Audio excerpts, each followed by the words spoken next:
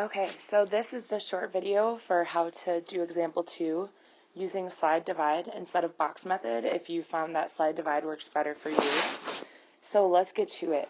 The first thing we want to do is we want to ask ourselves, does 9, 24, and 9 have anything in common? Okay, and the thing that goes into all of those is 3. Okay? And from here, we want to use the reverse distributive property to find the missing values inside the parentheses. So we ask ourselves 3 times what gives us 9x squared, okay?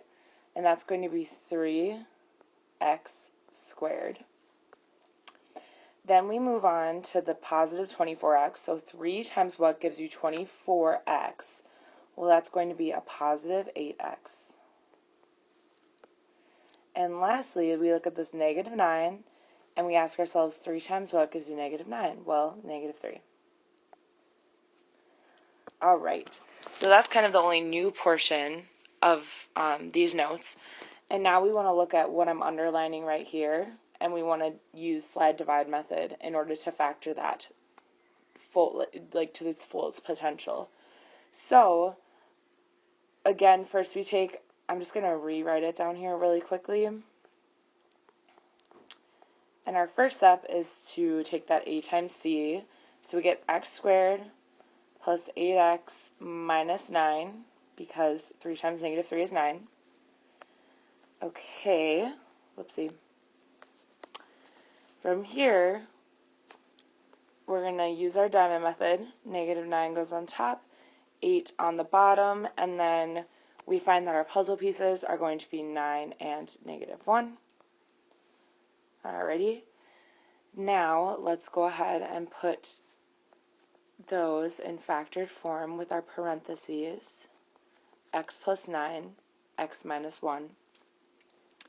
Now we need to do the divide portion of slide divide. So let's check back up what our a value was.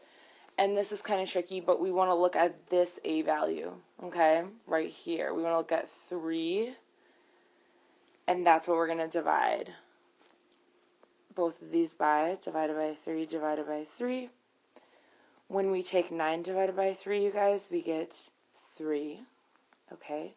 And when we do negative 1 divided by 3, that gives us a decimal, so that is when we slide it up, and we get 3x minus 1. Alright, so we have successfully factored using the slide divide, and the final step of this problem is we can't forget what we took out way at the beginning in our first step.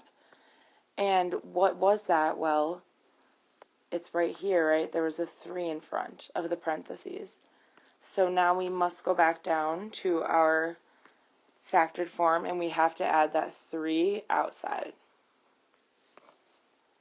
And this right here, is our final answer.